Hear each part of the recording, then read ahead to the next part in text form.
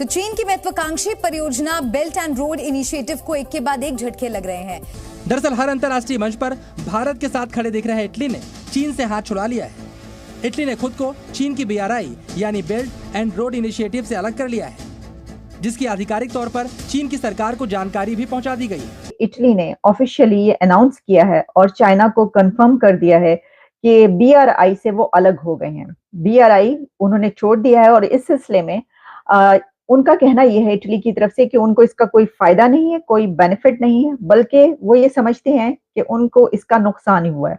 BRI की अगर बात करें, जो ओवरऑल जो प्रोजेक्ट है, इटली की तरफ से अभी यह खबर आई है कि जब से इंडियन प्राइम मिनिस्टर ने इटली की प्राइम मिनिस्टर के साथ मुलाकात की है, दुबई में ये मुलाकात हुई थी, ठीक है, उसके बाद जो है उन्होंने ऑफिशियली ये बोल दिया कि हम BRI का मजीद हिस्सा नहीं बनेंगे। लेकिन भारत के बड़े सहयोगी बनकर उभर रहे इटली ने चीन के BRI से खुद को अलग कर लिया है। अभी तक भारत दुनिया के करीब 150 देशों में चीन की इस परियोजना का विरोध करने वाला पहला देश था, लेकिन G7 के देश के इस फैसले से चीन में खलबली मच गई। और बल्कि उन्होंने ये भी कहा है कि आप जानते हैं कि इटली की प्राइम मिनिस्टर मेलोनी, उनकी तरफ से ये भी कहा गया कि जो वो नहीं समझते कि उनको किसी किस्म का इससे फायदा है और जो नेशंस BRI में ऑलरेडी मौजूद हैं उनको भी इससे कोई खास बेनिफिट हासिल नहीं हो रहा। कि BRI की बात हो रही थी, जो कि टॉपिक था, और टॉपिक ये था कि भाई इटली ने ऑफिशियली ये कह दिया कि हम एग्जिट करते हैं वहां से। और इंडिया की अगर बात करें तो इंडिया ने भी इसी लेवल का, इसी तरह का एक जो सा इसके मुकाबले में प्रोजेक्ट शुरू किया है, इंडिया मिडल ईस्ट कॉरिडोर, जो कि यूरोप तक जाएगा। ठीक हो गया, क्या ऐसा आपको लग रहा है? मुझे ऐसा लग रहा है कि CPEC या BRI से पहले तो उनका वो प्रोजेक्ट स्टार्ट होगा और वो जो है वो पाया तक मील तक पहुंच जाएगा। कि क्योंकि अब इटली इंडिया के ज्यादा करीब आ चुका है, उससे ये पता चलता है कि दोनों कंट्रीज के ताल्लुकात कितने अच्छे हैं कि जो इटली की PM है वो ये कह रही हैं कि मुझे एक दोस्त मिल गया। आज से 3 दिन पहले इंडियन प्राइम मिनिस्टर की मुलाकात हुई इटालियन प्राइम मिनिस्टर मेलोनी के साथ, और उसके बाद इटली ने यह ऑफिशियली अनाउंस किया है कि हम चाइना का हिस्ट्री का सबसे बड़ा जो प्रोजेक्ट है BRI, उसे ऑफिशियली एग्जिट करते हैं। पाकिस्तानी पब्लिक से बात करेंगे कि चाइना को इससे कितना बड़ा धचका लगेगा। BRI इटली के लिए फायदे का सौदा नहीं है, लेकिन जिस तरह इटली BRI को ठेंगा दिखाकर बाहर निकला है, इसे चीन के लिए बड़ा झटका माना जा रहा है।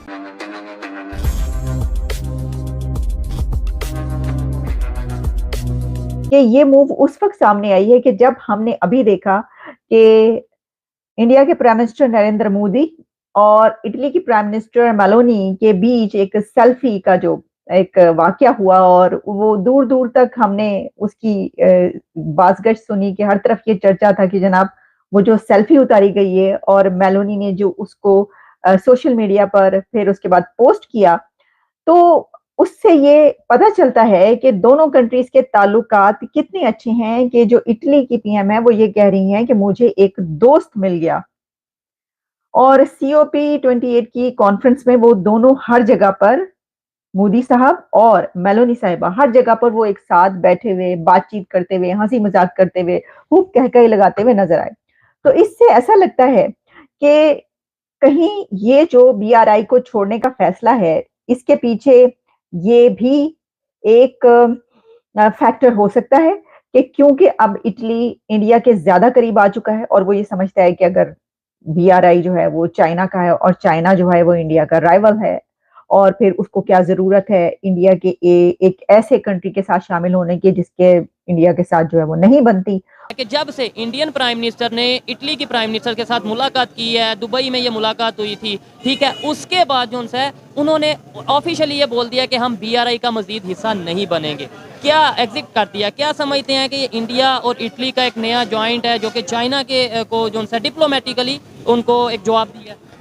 इसका जवाब कुछ इस तरह से है कि आपको याद होगा यूरोप ने एक कैप्सूल चलाई थी, इंट्रा कनेक्ट किया था यूरोप पूरे को, ठीक है। अब वो यूरोप पूरा तो कनेक्ट हो गया, जब बात आई एशियंस की तो उनको ये बात चुभती है कि हमेशा से ही चुभी है कि एशियंस क्यों तरक्की कर रहे हैं।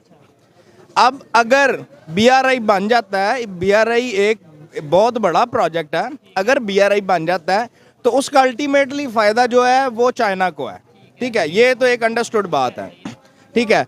अब ना इंडिया चाहता है कि चाइना स्ट्रांग हो, ना यूरोपियन कंट्रीज चाहते हैं, इवन यूनाइटेड स्टेट्स भी नहीं चाहता। क्यों? यूनाइटेड स्टेट्स का जो सिर्फ एक आप कह लें हरीफ है, डायरेक्ट हरीफ है, वो सिर्फ चाइना है, और कोई बंदा उसको आंखें दिखा नहीं सकता। ये बात से मैं एग्री करता हूँ कि यूएस नहीं चाहता या यूरोप नहीं चाहता कि चाइना स्ट्रांग हो, लेकिन जो पहली बात आपने की है कि यूरोप नहीं चाहता कि भाई एशिया से कोई कंट्री इस तरीके से उठे। आपने बोला ये जो सारा प्रोजेक्ट है ये एशिया की से यूरोप की वजह से डाउन जा रहा है। अभी इंडिया ने भी इसी लेवल का एक प्रोजेक्ट स्टार्ट किया, वो यूरोप के साथ मिलकर किया। शायद आपको खबर हो जो कि यूएई सऊदीया भी उसके अंदर इन्वॉल्व होंगे। तो फिर क्या ये डिप्लोमेसी के अंदर नहीं आ जाता कि भाई इंडिया के रिलेशन तो सबके साथ बेहतर हो रहे हैं, चाइना के रिलेशन अब उस तरीके से बेहतर नहीं रह पा रहे इंटरनेशनल लेवल पे?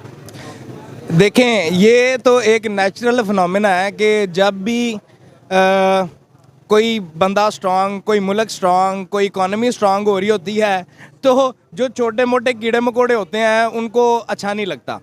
तो मैं चाइना के सामने इंडिया को एक कीड़े मकोड़े की हैसियत से ही जानता हूँ, क्योंकि चाइना जो मार्केट में इन है इस वक्त, मैंने पहले भी आपसे अर्ज़ की कि इस वक्त जो वर्ल्ड वाइड अगर आप किसी भी घर के अंदर देख लें तो अगर 100 में से आप उन्हें कंसीडर करें तो मोर देन 80% चीज़ों के ऊपर मेड इन चाइना लिखा होता है। ये आप पाकिस्तान की बात करें। अब मैं आपने बोला कीड़ा मकोड़ा नहीं समझता इंडिया को। जीडीपी किसी भी कंट्री की जो है वो उस कंट्री की डेवलपमेंट को शो करती है। Exactly. इस दफ़ा इस साल की 2023 की आप जीडीपी उठा के देख लें, इंडिया की जो जीडीपी ग्रोथ है पूरी दुनिया में सबसे ज़्यादा है, चाइना से भी कई गुना ज़्यादा है। मतलब कई गुना, उनकी 5% है ऑलमोस्ट और इनकी 7.6% है। इसका मतलब है इंडिया ज़्यादा स्पीड से ग्रो कर रहा है। फिर आईफोन की अगर बात करते हैं, मैन्युफैक्चरिंग चाइना से उठ के वहाँ पे जा रही है। एप्पल की अगर बात करें और बड़ी बड़ी मल्टीनेशनल कंपनीज वहाँ चाइना से उठ के इंडिया जा रही हैं। क्या आपको नहीं लगता कि भाई ये कीड़ा मकोड़ा हमें भी है? मतलब ये है कि स्कूल लेवल, कॉलेज लेवल पे ये समझते हैं कि जो चाइना है वो आने वाले टाइम की सुपर पावर है, इंडिया हो या पाकिस्तान हो या इर्द गिर्द के कंट्रीज, इनके आगे कुछ नहीं है। लेकिन आज मेरे ख्याल से सोच बदल चुकी है और रियलिटी भी कुछ नहीं। देखें, आपने बात की चाइना और इंडिया के कंपैरिजन की। चाइना और इंडिया का कंपैरिजन आप कर नहीं सकते। देखें, आपने बात की एप्पल की कि एप्पल उठ के वहाँ पे आ गया, इंडिया के अंदर आ गया। की भी बात की, हाँ, वो भी मैं देखें, इसको सेपरेटली हम लोग लेके चलते हैं। देखें, आपने कहा कि एप्पल उठ के वहाँ पे आ गया, वो दूसरी चीज़ें, दो मल्टीनेशनल्स उठ के वहाँ पे आ गई। वो मल्टीनेशनल्स किसी भी कंपनी में उस वक्त जाती हैं जब वहाँ पे जो उनकी कॉस्ट होती है, जो मजदूरी होती है, वो कंपैरेटिवली दूसरे मुल्कों से कम होती है। ठीक है, इंडिया में अगर अब बात करें, आपने जीडीपी की बात की, तो वो बेसिकली आप दूसरे एंड पे देखें तो इंडिया में मोर देन 60% लोग जो लाइन है, गुर्बत की लाइन है, उससे नीचे ज़िंदगी गुजार रहे हैं। लेकिन जो यूनाइटेड नेशंस, ये भी हमें मीडिया पे बताया जाता है, लेकिन जो यूनाइटेड नेशंस की 2023 की रिपोर्ट है 0.1% या ओवरऑल 1% एक्सट्रीम लेवल पॉवर्टी सिर्फ इस टाइम इंडिया में रह चुकी है। फिर आपने बोला 60% लोग पॉवर्टी से नीचे हैं। देखें, ये थोड़ा डाटा है, ये इंटरनेट पे भी मौजूद होगा। देखें एक मिनट मेरी बात सुने। और आपने बोला वहाँ पे पॉवर्टी, मैं यहाँ पे श्योरिटी से कहता हूँ कि नो डाउट गुर्बत वहाँ पे होगी, लेकिन जिस तरीके से अभी वो अपने उनके बिजली का पर यूनिट देख लें, उसके अलावा वहाँ पे जो आटा घी चावल की कीमत देख लें, उसके अलावा आप वहाँ पे बाइंग पावर लोगों की देख लें, और एज कम्पेयर टू पाकिस्तान मतलब बहुत ज़मीन आसमान का फ़र्क है। नहीं, यहाँ पे आप थोड़ा सा स्लिप कर रहे हैं। नहीं, डिबेट का मतलब ये होता है ना, आप मेरी बात से डिसएग्री कर सकते हैं, मैं आपकी बात से। तो मैं अभी एक रिसेंटली इंटरव्यू देख रहा था, पाकिस्तान में कंपैरेटिवली जो देखें, आप जब ज़्यादा हुजम की बात करते हैं ना, तो उसमें वो सारी चीज़ें कवर हो जाती हैं जो कि नॉर्मली। दोस्तों, कल एक ऐसी खबर आई जिसने चीन को पूरी तरह से हिला कर रख दिया और पूरी दुनिया ने भारत का सॉफ्ट पावर देखा। दरअसल दोस्तों, इटली की प्रधानमंत्री जॉर्जिया मेलोनी की तरफ से चीन के बेल्ट एंड रोड इनिशिएटिव को बाइकआउट कर दिया गया। दोस्तों, सिर्फ BRI प्रोजेक्ट को बाइकआउट ही नहीं किया, बल्कि साथ में इटली की तरफ से ये भी कहा गया कि जो भी कंट्री चीन के BRI प्रोजेक्ट के साथ जुड़े हुए हैं, उससे उन्हें कोई भी फायदा नहीं हो रहा। सिर्फ और सिर्फ इस प्रोजेक्ट से चीन को ही फायदा हो रहा है। ये सभी कंट्री या तो चीन को खुश करने के लिए ये प्रोजेक्ट के साथ जुड़े हुए हैं, या फिर वो चीन के कर्ज के जाल में फंसकर BRI प्रोजेक्ट में जुड़ गए हैं। दोस्तों, प्राइम मिनिस्टर मोदी के साथ मिलने के बाद जॉर्जिया मेलोनी ने ये रियलाइज किया कि BRI प्रोजेक्ट से इटली को जरा सा भी फायदा नहीं हो रहा, उल्टा नुकसान हो रहा है। इसलिए सबसे पहले तो इटली तुरंत इस प्रोजेक्ट से निकल गया और बाकी सभी देशों को भी चेतावनी देते हुए कहा कि आप सबको अपने देश के बारे में सोचकर इस प्रोजेक्ट से निकल जाना चाहिए। दूसरी तरफ BRI प्रोजेक्ट का फेल हो जाना भारत के लिए बहुत बड़ा फायदा लेकर आएगा, क्योंकि चीन भारत को इस प्रोजेक्ट की मदद से चारों तरफ से घेरना चाहता है। अब दोस्तों इटली जैसे महत्वपूर्ण देश के इस प्रोजेक्ट से निकल जाने के बाद एक एक करके और भी देश BRI को बाइकआउट कर देंगे। तो दोस्तों आज के लिए बस इतना ही। अगर आपको ये वीडियो पसंद आया हो तो वीडियो को लाइक कर दें और हमारे चैनल को सब्सक्राइब कर लें।